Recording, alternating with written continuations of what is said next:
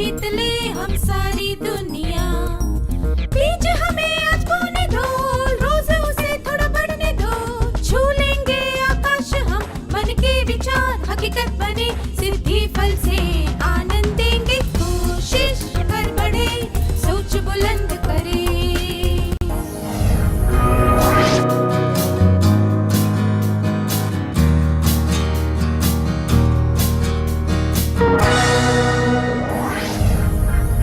नमस्ते छात्रों, आशा है आप सब मजे में होंगे।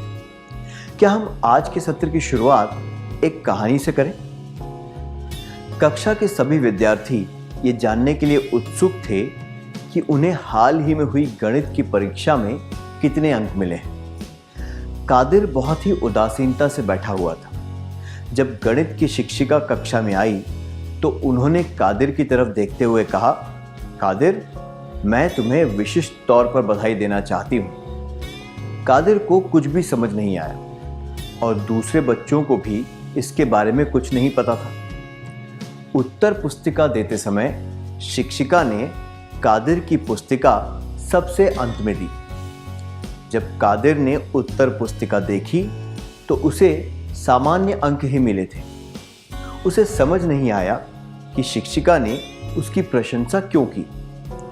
अन्य विद्यार्थियों की तरह कादिर को भी गणित में ज्यादा दिलचस्पी नहीं है, पर दूसरे बच्चों ने अच्छे अंक लाने के लिए परीक्षा में नकल की थी और कादिर ने बिना नकल किए वे अंक प्राप्त किए थे। उसने वही लिखा जो उसे पता था, इसलिए मैंने उसकी प्रशंसा की। क्या तुम्हें यह कहानी पसंद आई? क्या शिक्षिका सही थी? जी हाँ, केवल ये जरूरी नहीं है कि हमें क्या मिला है, हमें वो किस तरह मिला है ये बात भी उतनी ही जरूरी है। मन, कर्म और वचन से सच्चे व्यक्ति को जो आदर मिलता है वो दूसरों की सफलताओं से बहुत ज्यादा होता है। इसलिए शिक्षिका ने दूसरे छात्रों की जगह कादिर की प्रशंसा की। क्या आप ऐसे किसी व्यक्ति को जानते हैं जिसने कादिर की तरह सच्चाई से काम किया हो? क्या आप दोनों अपने अनुभव के बारे में सबको बताना चाहेंगे?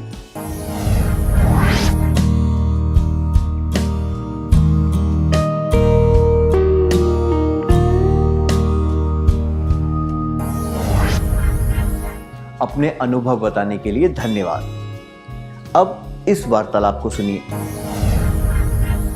मुझमें केवल एक बुरी आदत है। वो क्या है? मैं केवल झूठ बोलता हूँ। कहानियों और चुटकुलों में ऐसे पात्र बहुत मजाकिया लगते हैं, पर वास्तविक जीवन में नहीं, बल्कि झूठ बोलने वाले व्यक्तियों से तो हमें बचकर रहना चाहिए। सच्चाई अच्छे चरित्र की निशानी होती है। अच्छे चरित्र के सारे गुण सच्चाई पर टिके होते हैं। एक अच्छे व्यक्ति में सच्चाई होना आवश्यक है। सच्चाई अच्छे चरित्र की निशानी होती है। चलिए, अब हम एक परिस्थिति पर ध्यान देते हैं। कक्षा के प्रतिनिधि का चुनाव होने वाला है। इस पद के लिए गोविंद और दिनेश का नाम सूची में लिखा गया है। दोनों में ही अच्छे नेता बनने के गुण हैं और वे पूरी लगन से काम करते हैं। गोविंद को झूठ बोलने की आदत है। आपके हिसाब से कक्षा का प्रतिनिधि बनने के लिए कौन ज्यादा अच्छा है? क्या आप बता सकते हैं?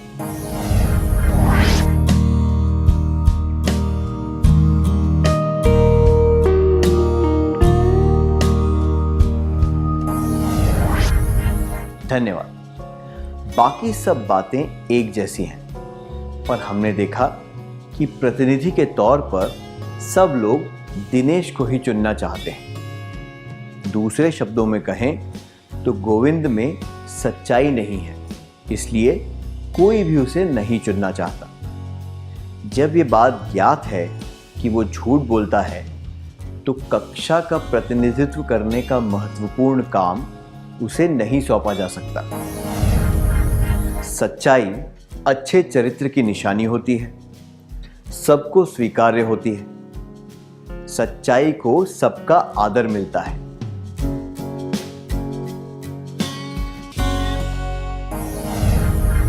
सच्चाई और ईमानदारी ऐसे गुण हैं जिन्हें सब स्वीकार करते हैं। एक परिस्थिति के बारे में सोचिए जिसमें झूठ बोलने वाला व्यक्ति पकड़ लिया गया हो। अक्सर ये होता है कि जब तक गलती साबित ना हो जाए वो व्यक्ति यही कहता रहता है कि वो सच बोल रहा है। इस दुनिया में सच्चाई को इतना आदर दिया जाता है कि झूठ बोलने वाला व्यक्ति भी झूठ की निंदा करता है। अब आपके लिए एक प्रश्न है। अगर आपने कुछ पैसे बचाए हैं और आप उन्हें सुरक्षित रखना चाहते हैं तो आप क्या करेंगे?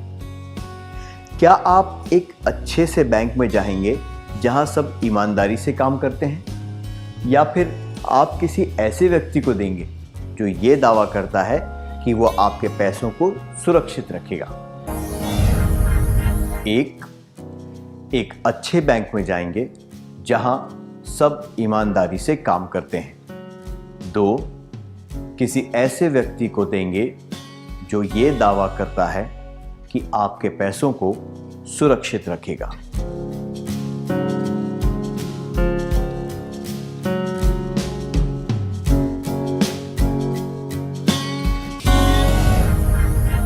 जाहिर है कि आप एक अच्छे बैंक के पास जाएंगे और किसी भी तरह का खतरा मोल नहीं लेंगे, या फिर आप इंतजार करेंगे कि कोई आपको उस व्यक्ति की विश्वसनीयता के बारे में बताए। उसके बाद ही आप अपनी जमा पूंजी उस व्यक्ति को देंगे, है ना? इससे क्या साबित होता है? सच्चाई में सुरक्षा और विश्वास की भावना होती है। हम दूसरों द्वारा दी गई कई सेवाओं का लाभ उठाते हैं। हम हमेशा ये सोचते हैं कि वे लोग हमारा विश्वास कभी नहीं तोड़ेंगे। कल्पना कीजिए कि आपने ट्रेन का टिकट बुक किया है और उसमें ट्रेन के जाने का समय 6 बजे लिखा है। स्टेशन पहुंचने के बाद आपको मालूम पड़ता है कि वो ट्रेन तो 5:45 बजे ही निकल गई। आपको कैसा लगेगा? 1, क्या मैंने गलत जानकारी पढ़ ली थी? 2, 6 बजे की ट्रेन 5:45 बजे कैसे जा सकती है? 3, हे भगवान, मेरे साथ धोखा हुआ है।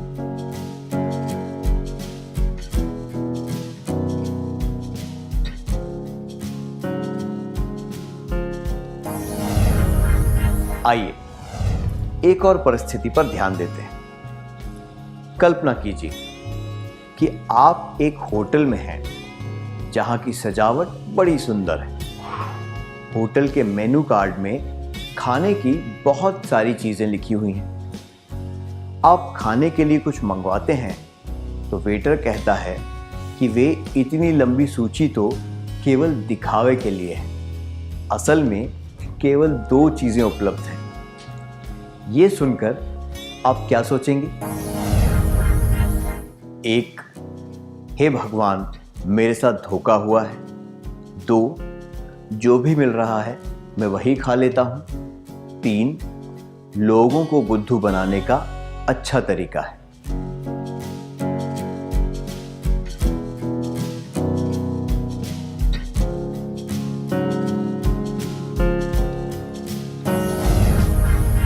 अब एक और परिस्थिति कल्पना कीजिए कि एक व्यक्ति को चमड़ी की कोई बीमारी हो गई है।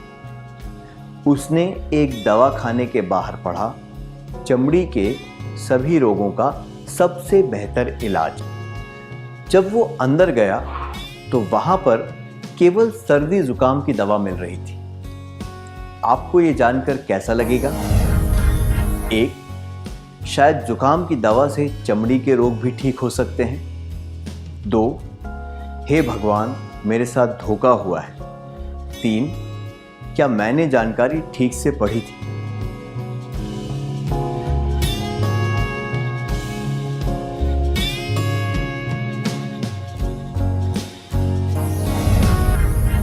इन सभी परिस्थितियों में आपको लगेगा कि आपके साथ धोखा हुआ है।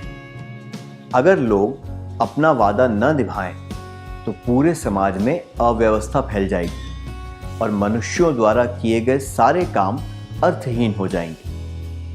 हमने देखा कि सच्चाई से समाज में शांति, सभ्यता और सुव्यवस्था बनी रहती है। तो हम सच्चाई के महत्व का सार संक्षेप करें। सच्चाई से समाज में शांति, सभ्यता और सुव्यवस्था बनी रहती है।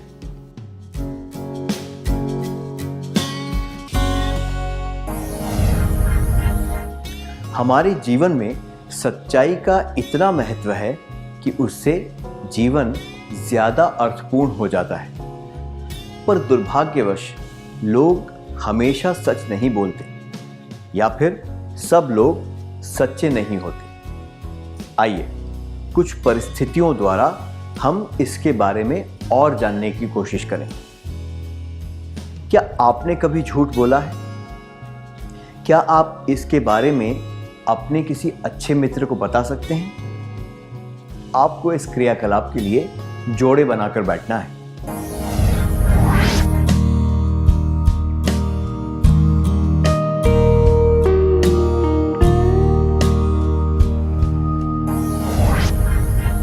धन्यवाद।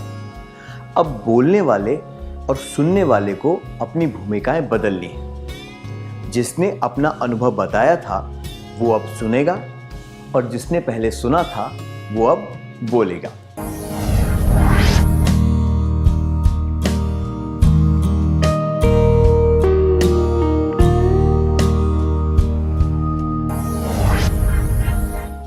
अपने अनुभव के बारे में खुलकर बताने के लिए धन्यवाद।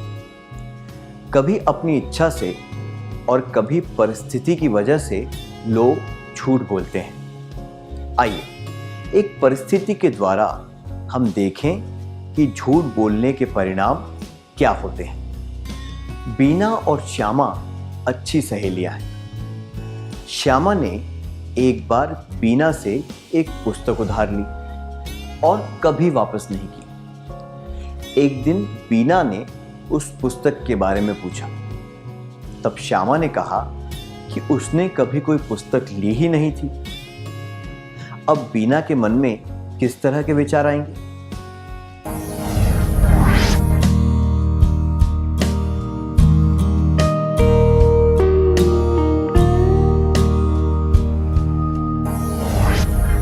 आपके जवाबों के लिए धन्यवाद।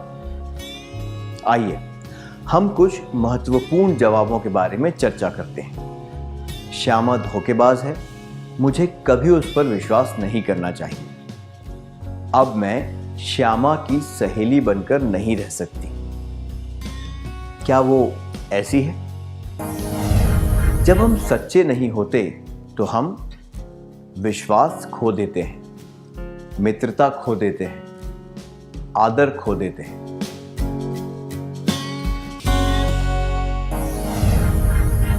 जब हम झूठ बोलते हैं तो हमें समाज में विश्वास, मित्रता और आदर नहीं मिलता।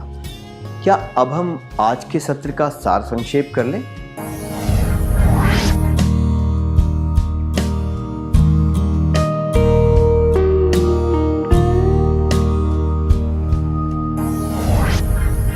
सच्चाई अच्छे चरित्र की निशानी होती है, सबको स्वीकार्य होती है, को सबका आदर मिलता है,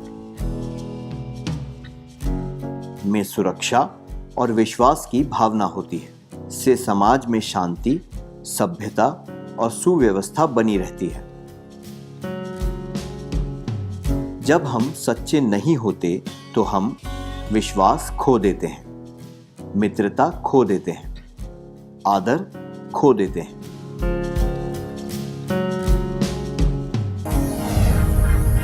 इतनी अच्छी तरह सार संक्षेप करने के लिए धन्यवाद। क्या अब हम थोड़ा गृह कार्य लिख लें ताकि जो कुछ हमने सीखा है वो हमें अच्छी तरह याद रहे?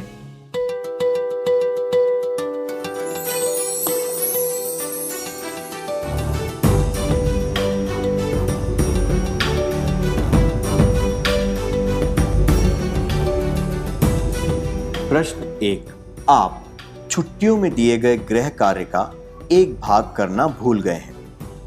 जब शिक्षिका उसके बारे में पूछेगी तो आप क्या करेंगे?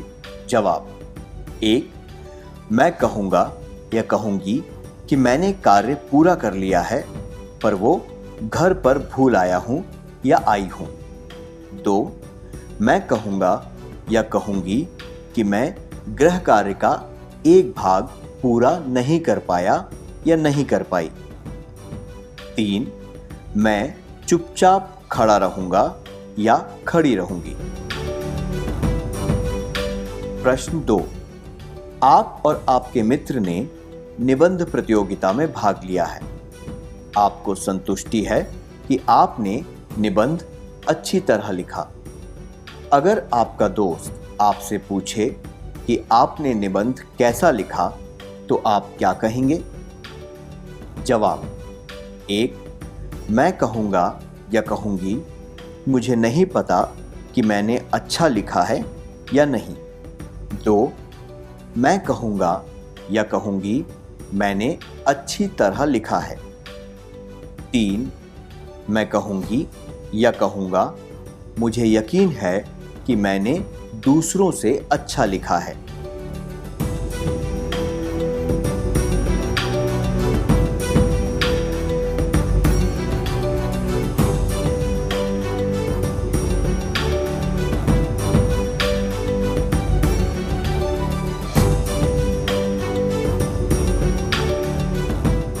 कृपया अगले सत्र में आने से पहले ये कार्य पूरा करके लाएं। तब तक के लिए अलविदा।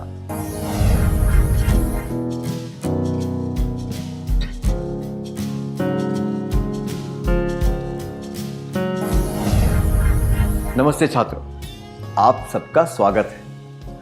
आशा है कि आपने गृह कार्य पूरा कर लिया होगा। क्या हम जवाबों के बारे में चर्चा करें?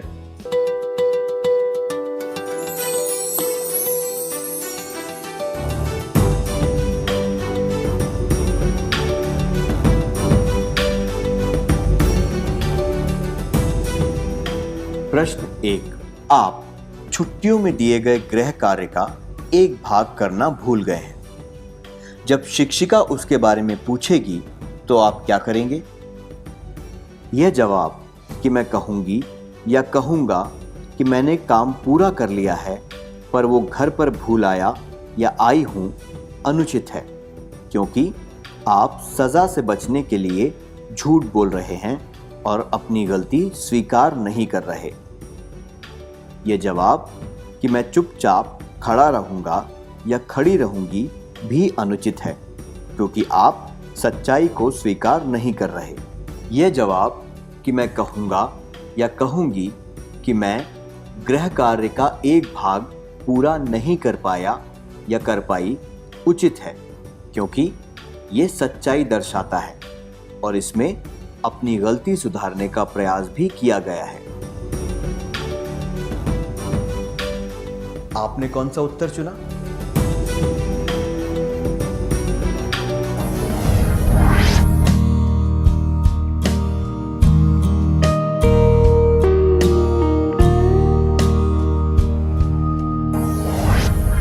प्रश्न 2, आप और आपके मित्र ने निबंध प्रतियोगिता में भाग लिया है।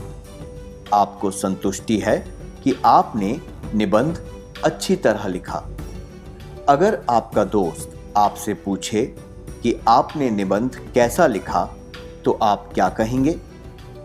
यह जवाब कि मैं कहूँगी या कहूँगा मुझे नहीं पता कि मैंने अच्छा लिखा है या नहीं अनुचित है, क्योंकि यह सच नहीं है। यह जवाब कि मैं कहूँगी या कहूँगा कि मुझे यकीन है कि मैंने दूसरों से अच्छा लिखा है भी अनुचित है, क्योंकि इसमें जबरदस्ती खुद की प्रशंसा की गई है। यह जवाब कि मैं कहूँगा या कहूँगी मैंने अच्छी तरह लिखा है उचित है, क्योंकि इसमें सच्चाई है। आपने कौन सा उत्तर चुना?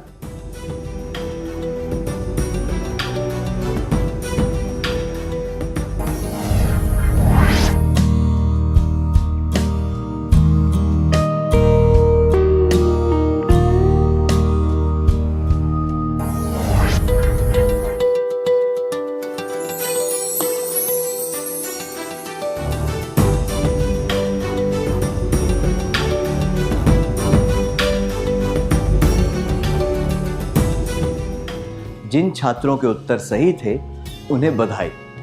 क्या अब हम अगला सत्र शुरू करें?